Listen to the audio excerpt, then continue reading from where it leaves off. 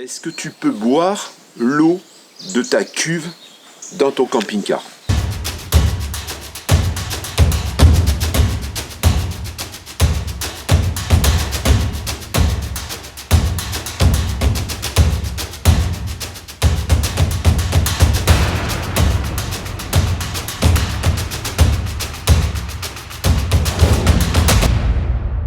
Je vais te donner quelques raisons pour lesquelles il vaut mieux l'éviter. La première raison, c'est que lorsque les véhicules sont stockés, quelquefois pendant plusieurs mois, dans des parcs de camping-car, peu importe, entre le constructeur et ensuite la concession, quelquefois le système d'eau a été essayé, il y a eu de l'eau dedans, et il y a eu de l'eau peut-être qui n'a pas été vidangée, qui a stagné ou qui a laissé un petit peu d'eau. Donc on voit de la mousse verte, qui apparaît dans des réservoirs, quelquefois même de véhicules neufs. Ça, c'est déjà la première raison. C'est pas très sain d'aller boire de la moisissure ou de la mousse à l'intérieur d'un réservoir d'eau. C'est des réservoirs en plastique. On connaît un petit peu tous les inconvénients qu'on a à boire dans des réservoirs en plastique. Ça occasionne pas mal de petits problèmes. Il y a le remplissage que tu peux effectuer dans une aire de service où malheureusement, il y en a certains qui rincent leurs cassettes avec les eaux propres. Donc, ils mettent leurs tuyaux, ils font couler l'eau. Et toute la crotte, la merde qu'il y a dans les trucs, tu peux en retrouver des bactéries sur le bec, sur l'embout de remplissage. Alors il y a certains endroits où on sépare bien les deux et tout, mais il y en a même qui mettent des barres pour éviter que tu mettes la cassette trop près. Mais il y a toujours des farfelus qui vont essayer de faire où tu peux pas faire. Donc ça, c'est le deuxième problème. Il y a des eaux stagnantes, tu remplaces pas ton eau régulièrement. Quelquefois, tu as 200 litres d'eau, puis pendant une semaine, tu vas consommer, tu vas travailler avec cette eau, tu vas prendre ta douche, etc. Mais il peut se former des bactéries. Et puis l'eau du robinet.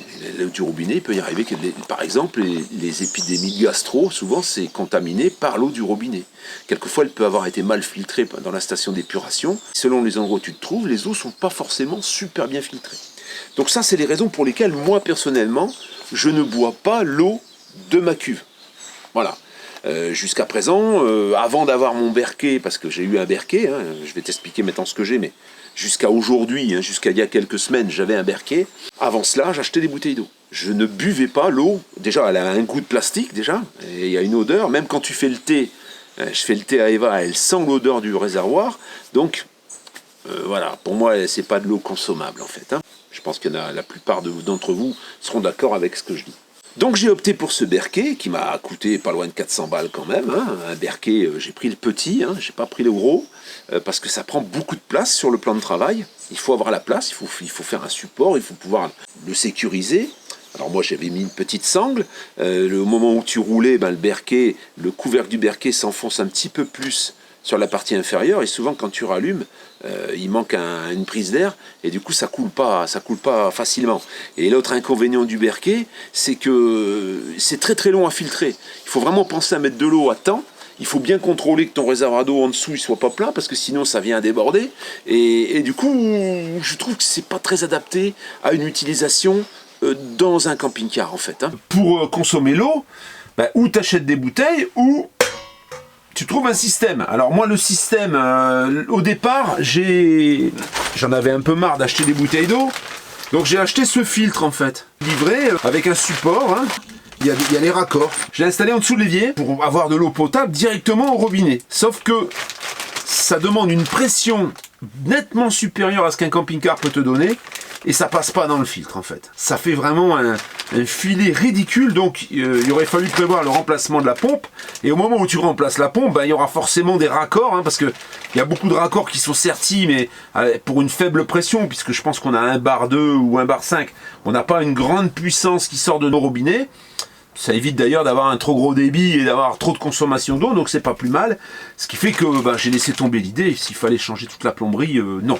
La pompe, la plomberie, ça commence à faire beaucoup pour pouvoir boire de l'eau potable, sans compter qu'après le filtre, il est dédié, il fonctionne sur toute la ligne d'eau.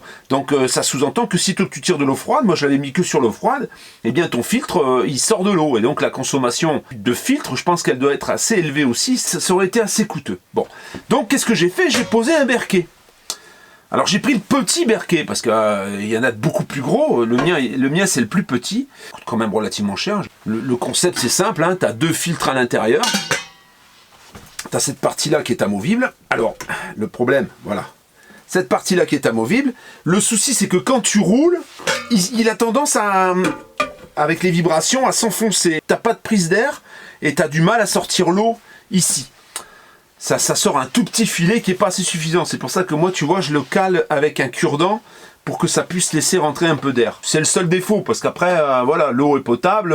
Et le deuxième défaut quand même, si, il y a quand même un deuxième défaut. Si t'as pas prémédité l'eau, t'as pas prévu, et que tu arrives au bout du réservoir d'eau potable, ben, tu rajoutes de l'eau, il faut attendre un bon moment avant que l'eau elle s'écoule. Elle peut quelquefois s'écouler sur plusieurs heures pour remplir le réservoir inférieur. Avant même de pouvoir boire un verre d'eau, il faut patienter quelquefois un peu plus d'une heure. Hein. Donc c'est assez long, ça filtre doucement, mais ça filtre bien par contre. Le gros problème, c'est que c'est pas trop adapté au camping-car, ça prend de la place quoi. Tu vois, alors moi il est attaché avec une sangle hein, que j'ai vissée, ça prend beaucoup de place. J'ai décidé une chose là tout de suite, je vais t'expliquer pourquoi ensuite. Je vais le démonter en fait. Adieu Berquet donc, je l'enlève. Voilà, il y a encore un petit peu d'eau dedans, alors en dessous bien sûr, il va falloir nettoyer. Qu'est-ce que je vais ajouter en lieu et place? Eh ben tu vas voir ça tout de suite. Voilà ce que j'ai reçu. Un filtre. Ce filtre va pouvoir te filtrer 7000 litres d'eau. Ensuite, on va avoir une petite notice. On va avoir un autocollant double face pour le cas où on voudrait enlever le système. Et on va avoir cette colonne. Alors cette colonne, comment ça va se passer? On va venir la fixer. Alors moi, je vais la fixer à un endroit comme ici, pour pas être gêné par les étagères quand je les monte. Et ça, ici, c'est tout con. C'est un bec qui va venir se fixer en lieu et place de ton bec. Ce truc-là, ici, voilà, là tu as un adaptateur, mais ça, j'en aurais pas besoin. Ça va venir en lieu et place de mon bec. Ce sera la seule opération que tu auras à faire pour installer ce filtre. Et ensuite, je vais te montrer comment ça fonctionne. J'enlève le petit bec d'origine, j'enlève le mousseur, ça en ayant bien donné les mesures hein, au moment où tu fais la commande, il y a plusieurs modèles donc il faut donner les mesures, on va te fournir ce petit bec de rechange, ça c'est fait. Ensuite tu vois il y a un petit arrêt, il y a un petit robinet, c'est pour ou envoyer l'eau dans le filtre ou envoyer l'eau dans ton évier. Dans le tube qui est ici, je vais monter le filtre, tu as un tube en inox, donc je vais nettoyer l'acétone. Moi je vais le laisser définitif, ça veut dire qu'il va rester collé là, je vais pas le démonter. Par contre tu as un pads autocollant 3M, tu vois, qui est ici, qui te permet de scratcher l'ensemble. Tu peux scratcher si tu veux, c'est du scratch. Je vais le mettre comme ça. Donc après c'est collé, hein. C'est collé et là tu peux plus le bouger, ça bouge plus, ça va pas bouger en roulant, ça va pas faire du bruit comme le Berquet avec le couvercle qui fait toujours gling gling gling gling. D'ailleurs souvent on a enlevé le couvercle quand on roule parce que ça fait un petit peu de bruit. Une fois que tu as fait ça, alors moi je l'ai plutôt passé derrière, tu vois le robinet, je l'ai démonté, je l'ai remis derrière, je trouve que c'est vachement mieux. Ben, une fois que tu as fait ça, tu vas mettre ton filtre, donc ton filtre c'est facile, il n'y a qu'un sens. J'ai même pas eu besoin de lire la notice en fait, hein. Voilà, tu as le filtre qui est ici, on visse. Avant la première utilisation, rincez le filtre en faisant couler de l'eau à travers celui-ci pendant 2 à 5 minutes. Ce que j'ai pas fait, ce que je vais faire, je vais redémonter. Là, le filtre est vissé, j'ai plus qu'à remettre mon couvercle.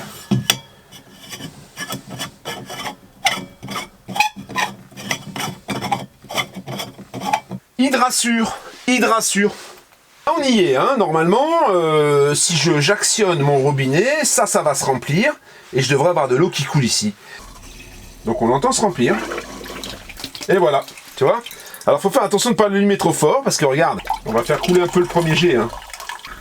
C'est génial, ça filtre tout, ça filtre les métaux lourds, ça filtre absolument tout. C'est vachement mieux intégré. J'ai une hauteur limitée, sinon j'aurais pu le mettre à côté, mais dans la mesure où je veux continuer à poser mes tablettes, ça tourne dans tous les sens. Je peux même le mettre comme ça, tu vois. Je peux le tourner comme ça. Et là, tu vois, du coup, eh bien, ça va pas venir couler sur le plan de travail. Et ça, c'est pas mal. Le porte-filtre est vide, hein, bien sûr. La cartouche est sous plastique pour être sûr qu'elle soit neuve et qu'elle soit pas utilisée. Qu'est-ce qu'on a aujourd'hui comme système de filtration? Donc, on a les filtres UV. Ça ne filtre que les virus et les bactéries. Le chlore, les pesticides doivent être associés à un filtre à charbon actif. Donc, tu dois avoir un deuxième filtre. Et la durée de vie, elle est que de 6 mois seulement. Ça doit être connecté électriquement. Et le prix de revient d'un système comme ça, c'est environ 600 €. Tu as le tank 03. Il y en a beaucoup qui en ont parlé déjà du tank 03.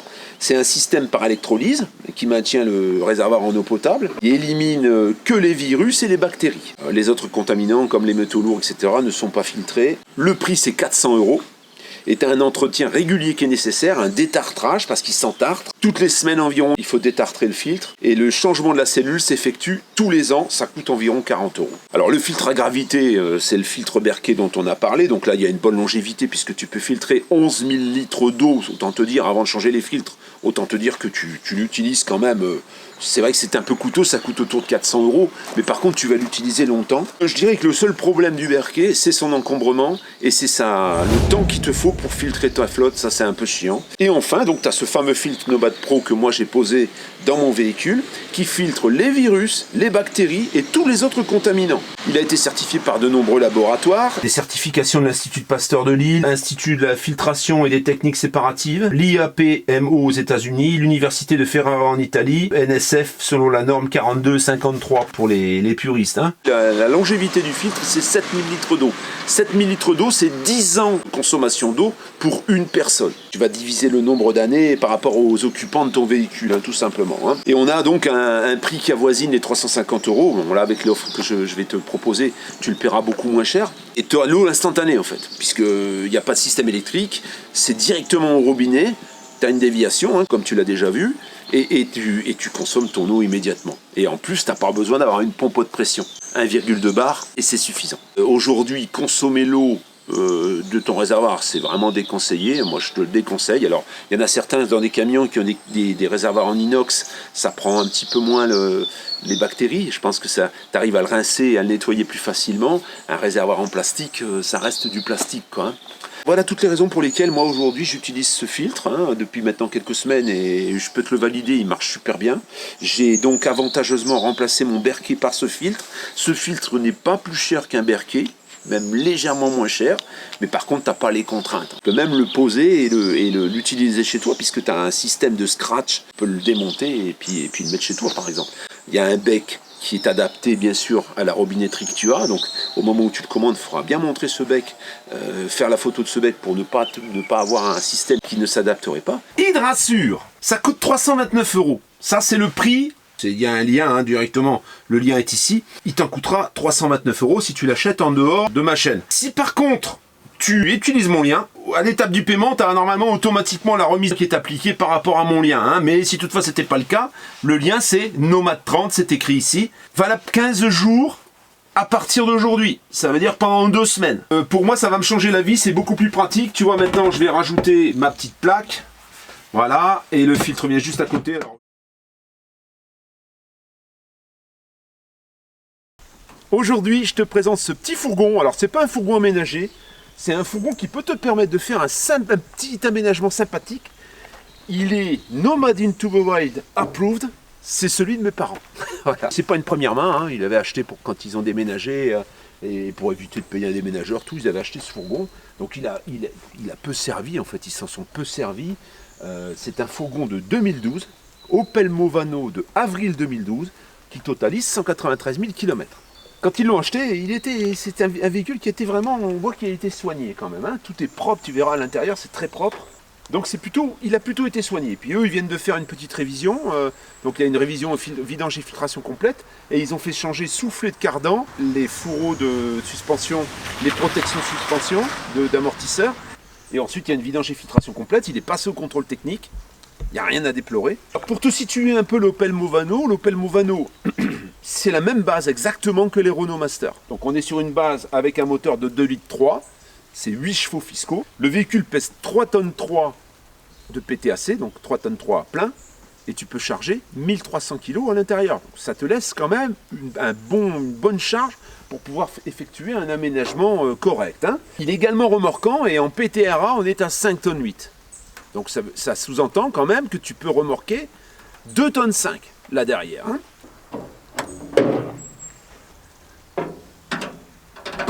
Alors au niveau de la mécanique, ces moteurs-là, c'est des chaînes de distribution, donc il n'y a pas de courroie de distribution à effectuer. Le moteur est dans son jus, hein, bien sûr, il a un peu de kilomètres, mais ça reste quand même néanmoins propre. Il n'y a pas de suintement, il n'y a pas de gras nulle part. On voit bien la mécanique, tu vois. C'est impeccable, les fluides sont propres également. Hein. Tout a été de toute façon checké par le garage en question, et on peut voir que c'est rien à déplorer. Hein. On voit les longerons également qui sont en bon état, qui ne sont pas rouillés. Hein. véhicule, par expérience, hein, ayant travaillé, comme tu le sais, il y en a qui vont encore dire hey, c'est tout machin, mais ayant travaillé dans le camion, je fréquentais des gens du groupe Renault hein, et assez fréquemment, et on me parlait régulièrement de ce type de fourgon, donc Renault Master. Fréquemment, il y a des sociétés de messagerie qui achetaient ces fourgons et qui pendant 300 000 ne voyaient pas un garage, hein, pas une révision, rien du tout. Et quand ils étaient repris, c'était des véhicules en location longue durée, sur 3 ans. Quand ils rentraient donc chez Renault, ils leur faisaient un check complet, vidange, révision, etc. Puis ça repartait en fait à 300 000 km. Il n'y avait aucun problème. Ils sont très très robustes. Hein. C'est des moteurs qui sont très robustes. C'est des véhicules qui tiennent vraiment le choc. Hein. Les feux sont bien transparents, hein. Il n'y a pas de jaunissement. Le pare-brise n'a pas d'impact du tout. Tu vois, on n'a pas comme sur les Fiat Ducato la peinture qui s'en va sur le haut. Hein. Alors on est sur un L2H2. Donc L2H2, ben L2 longueur 2 et hauteur 2 en fait. Hein. Tu as les plus bas qui arrivent ici, tu vois. Ça sous-entend que tu as une petite réhausse. La carrosserie est un peu plus haute et ça permet d'avoir un véhicule plus haut à l'intérieur. On verra ça à l'intérieur. Hein. Tout est passé au contrôle. Hein. Les pneus, je pense qu'ils sont à 60-65% d'usure. Ça veut dire qu'il va te rester 30-35%. Tu peux encore rouler, il n'y a pas de problème. Ils ne sont pas neufs. Hein. Au niveau des freins, c'est pareil. À l'avant, on est, je pense, sur des freins d'origine. Alors les plaquettes, certainement pas, mais les disques, oui. Tu peux le voir, on a une légère bordure. Hein. Légère bordure au niveau des disques, qui sont passés également au contrôle technique. Mais je pense que voilà, hein, ils vont encore faire 30 000 km maximum et ils seront à remplacer tout au moins à l'avant. Hein. C'est des disques ventilés, comme tu peux le voir. Les pneus, quel âge ils ont exactement? C'est du Continental. On va essayer de trouver un ovale. Parce que là, je pense que même mes parents ne sont pas au courant de l'année des pneus. Mais on va quand même regarder pour que tu aies une information. Ils ne sont pas fissurés. Ils sont passés au contrôle technique. 35e semaine 2012. Ils ont dépassé d'une bonne année les 10 ans. Mais ils sont encore bons. Pas de traces d'impact sur les rétros. Là, c'est légèrement griffé, mais ils ne sont pas cassés. Les clignotants sont entiers. Les miroirs, c'est pareil. Hein, tout est entier. Pas d'impact sur la carrosserie non plus. La carrosserie est en parfait état. Il y a un truc que je ne t'ai pas montré. Donc en dessous, là, tu vois, voilà. On voit un petit peu en dessous. Je ne vais pas m'allonger par terre parce que là, il pleut, hein, mais bon, tu peux voir, il n'y a pas de trace d'huile, rien du tout. Hein. C'est propre. Alors forcément, le carter, il est un petit peu noir, légèrement gras en surface, mais il n'y a pas de fuite. Mais ça, c'est logique, hein, c'est normal. Hein. Le cache-poussière, donc c'est ça, c'est ces fameuses choses. Ça, c'est l'objet du délit. Là. On leur a annoncé que ça coûtait 20 balles, finalement, ça coûtait 100 balles. Même punition, les pneus, c'est à peu près la même usure, on va dire. Alors ceux-ci sont 2010, tu vois. 38e semaine 2010. Il n'y a pas de fissure, hein, ils sont propres, c'est du Continental. Le Continental en général, ils sont pas mal sous la pluie. Tu peux voir que les passages de roues sont impeccables. Les pneus, c'est 10 ans. Hein, c'est 10 ans, donc... enfin, c'est 10 ans. La carcasse est garantie par le constructeur pendant 10 ans. Hein, je le dis à chaque fois, ça ne veut pas dire que tu n'as plus le droit de rouler avec. Ça veut juste dire que si il t'arrive un éclatement ou quoi que ce soit, ou un accident, le manufacturier ne sera pas mis en cause. Où ça peut poser problème, c'est un accident avec du corporel, et même quelquefois sans corporel, les experts arrivent et ils commencent à regarder les pneus alors que ça n'a rien à voir avec le sinistre. Donc il faut quand même y faire relativement attention. Hein. On va avoir un attelage donc à l'arrière. Attelage, je te le rappelle, qui peut remorquer 2,5 tonnes. Voilà, hein. On est sur quelque chose de propre, il n'y a pas de problème. Hein. Je te rappelle qu'on est sur la Côte d'Azur et que ce véhicule n'a roulé quasiment que par ici. Hein. Les deux feux en état, il n'y a pas rien à déplorer, il n'y a rien à remplacer. Voilà, si tu regardes la carrosserie encore une fois, il n'y a pas de bosse, hein. Il n'y a rien du tout. Tout est impeccable, les sous-bassements sont en bon état, la carrosserie est propre, même les passages de roues sont bien blancs, on voit que ce véhicule il est sain et il est propre. Le tableau de bord, eh bien écoute, tu peux regarder la sellerie, elle est impeccable, hein, elle est vraiment impeccable. On a la cloison donc de séparation avec l'espace arrière, ça c'est obligatoire sur un utilitaire, mais quand tu le passes en VASP, tu peux faire sauter cette cloison. On va avoir les vitres électriques, les rétroélectriques. C'est des options classiques. Hein. Tu peux voir le sol, il est en parfait état. Donc on est sur une boîte mécanique. On est sur une boîte 6 vitesses, bien sûr. Hein. On a la climatisation. On a un petit autoradio d'origine. Et puis ben voilà, hein. On a tous ces bacs à l'avant, tu vois, une prise allume-cigare ici. C'est plutôt sympathique comme tableau de bord. On a les commandes au volant. C'est des commandes Renault, hein, typiquement. Hein. Pour la radio, le volant est bien sûr réglable en hauteur, hein, ici. Ensuite, il y a tout un tas de bacs, des petits bacs de rangement, des boîtes à gants, tu vois, enfin voilà quoi. Hein. Tout est entier, rien n'est cassé, je le précise. Hein. Pareil pour les panneaux de porte, tu vois, les poignées sont pas cassées. On a des grands vides-poches. C'est très propre comme véhicule. On va effectuer maintenant le démarrage à froid, puisque là, le véhicule est froid. Alors, je te rappelle également, je ne l'ai même pas dit, qu'on a une fermeture centralisée. On va avoir également ici au-dessus, tu vois, des impostes pour pouvoir ranger des affaires, les éclairages et éventuellement un autre logement pour y mettre une CB ou pour y mettre un autoradio, un autre autoradio, enfin, une poignée pour se tenir pour le passager du milieu. C'est un 3 places carte grise. Donc on rentre la clé, on allume. Là, on peut voir donc qu'il a 193 873 km. Et là, on va le démarrer. Il n'y a pas de vitesse. Et voilà, ça démarre au quart de tour. Niveau d'huile correct.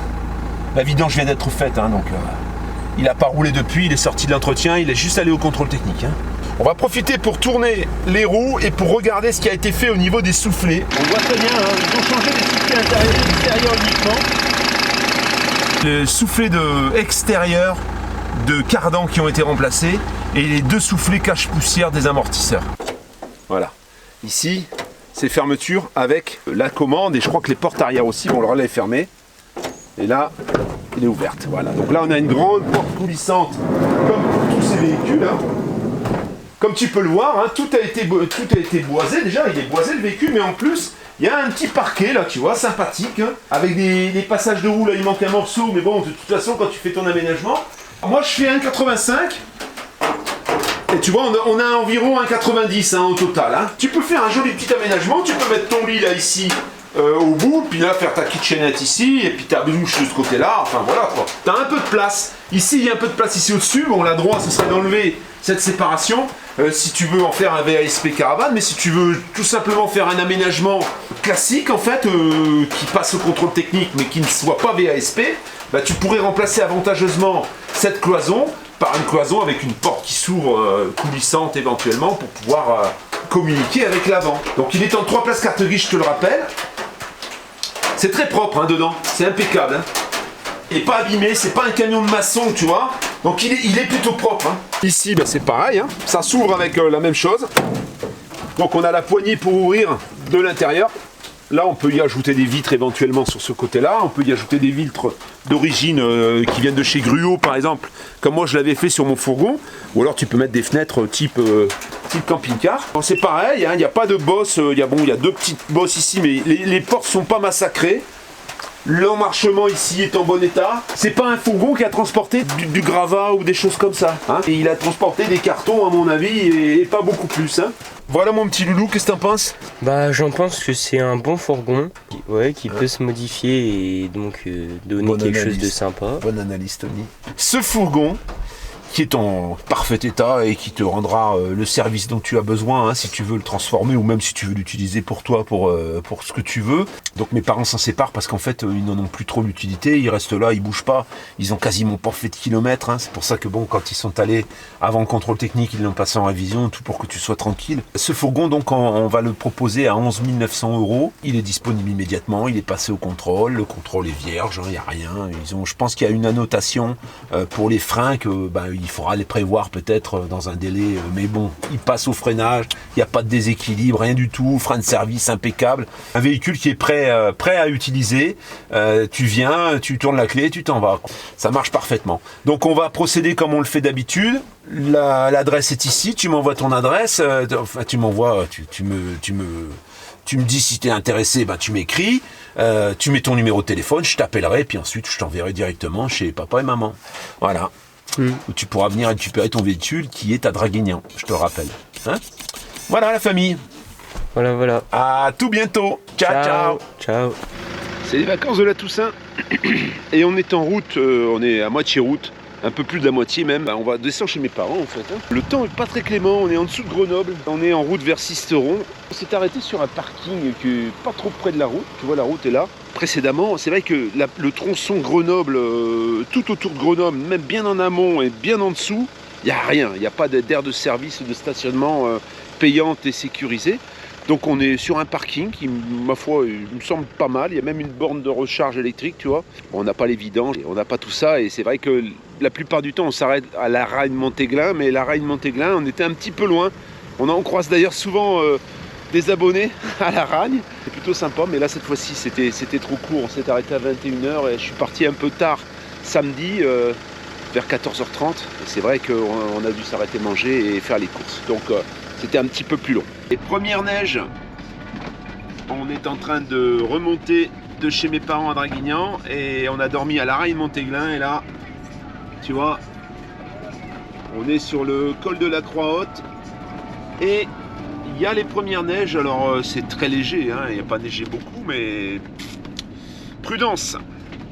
La route est un peu humide. Nous on a eu la pluie quasiment toute la nuit, une bonne partie de la nuit, et là ça pleut. Ça neige, je veux dire, ça a neigé, on va dire. Voilà le paysage. La brume, les montagnes enneigées, on est au-dessus du nuage, là, tu vois. C'est magnifique.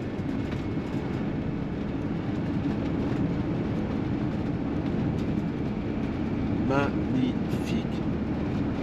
Hein, Alice? Ouais, c'est trop beau. Hein, Alice? Ouais, c'est trop beau, trop beau. Regarde ça. Voilà pour cette petite vidéo un peu plus courte que d'habitude, pour la simple et bonne raison qu'on a pas mal voyagé, on a pas mal filmé également. Dans les prochaines vidéos, tu vas avoir du lourd, du très lourd, hein Tony? Ouais, très très On a vraiment du lourd.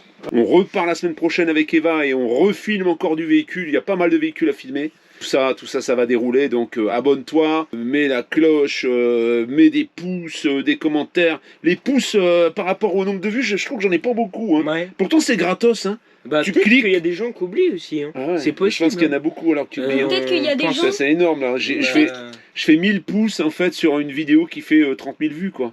Peut-être Alors, qu'il y a des gens, peut-être qu'il y a des gens en fait, ils mettent pas leur adresse mail bah, sur. le truc c'est pas mais- comme si tu mettais la main à la poche pour donner de l'argent, tu vois, c'est juste un pouce. Bah ouais. Voilà, si t'es bon, après peut-être la vidéo t'a pas plu à ce moment-là, bon Oui, tant mais pis quoi. en fait, faut dire, c'est comme ça. Papa, il saura si ça plaît aux Ouais, gens. Ah, voilà. c'est ça, Et voilà. pour que ça l'encourage à faire C'est des ça, vidéos. voilà. Ça peut se dire, il peut se dire 29 000 personnes sur 30 000 qui n'ont pas liké. Peut-être qu'il y a un petit problème là. C'est vrai. Mais il y a C'est juste à mettre l'adresse mail sur YouTube et puis Mais vous pouvez mettre des pouces. non, mais les gens, Voilà, l'adresse c'est mail. les pour- vues, Ah, il papa. faut s'enregistrer. Ah oui, ouais. c'est enregistré, Ouais, les ouais, vues. ouais, ouais. Oui, enregistré. Une vue, Les vues c'est enregistré, oui, c'est voilà. c'est voilà, Ouais, c'est voilà, les c'est ça. pouces, tu cliques et puis boum, tu mets ton Ouais. pouce, t'es Oui, tranquille. donc voilà. Sinon j'aime pas mendier, mais bon. Mais de toute façon, S'il papa, vous plaît. on peut pas vérifier les personnes qui Ça, mettent. en fait, ça des- propulse la vidéo et on ferait plus de vues, ce serait sympa. Voilà. Les commentaires aussi. Si... Oui, les commentaires, À un ça va, moment, les commentaires, il y en a pas mal. Les commentaires, le problème, c'est que moi, j'ai très peu de temps et j'ai Ouais, du c'est mal à y ça. répondre. Je les lis, mais j'ai beaucoup de mal à y répondre. Alors, c'est compliqué de demander des commentaires si toi, t'arrives mais pas à y ça- répondre. tu si vois. les gens ils C'est vrai que c'est veulent, sympa, mais voilà, ça c'est. C'est clair. Commentaire, ça peut être merci, la vidéo est super, C'est machin. clair. Vous Ça, pouvez c'est avoir Ça dans tous peut les cas une être réponse. la vidéo elle est nulle, mais bon, c'est pas c'est pas ouf. Voilà la famille, et ben écoute, voilà, les enfants, ben c'est la fin des vacances. Hein. Ouais. Demain, là, on est dimanche, demain, c'est l'école, ils vont boulotter hein, Ouais. à l'école. Hein. Ouais. Ça va être bien. Ouais. T'as pas trop envie, hein. Non. Alice, toi, qu'est-ce que t'en penses? T'es motivé ou pas? Ouais, t'es à 100% à l'envers ou 100% plus ou 100% moins? T'es moins. Voilà. Moins. Je te dis à très bientôt, à très vite, peut-être une vidéo dans le milieu de la semaine, peut-être jeudi, si j'ai le temps de la monter, parce que là ça commence à se bousculer, j'ai pas mal de véhicules à mettre et, Ah oui, je et je suis confirme. obligé de... voilà. Papa, en fait, pour vous dire, c'est les hauts et les bas, hein, les appels pour Ouais. soit vendre, soit... c'est tout au même moment en fait, il n'y a Ouais, pas ouais, d'intermittent. Il y a beaucoup de gens qui décident de mettre en vente leur véhicule, et du coup j'en ai quelques-uns, là. J'en ai quelques-uns, quelques beaux Il spécimens. faut dire que c'est tout ou rien en fait. Voilà. On arrive quand même à faire. Ouais. A plus la Ciao, à tout bientôt. Ciao. Ciao. You make me lose my mind like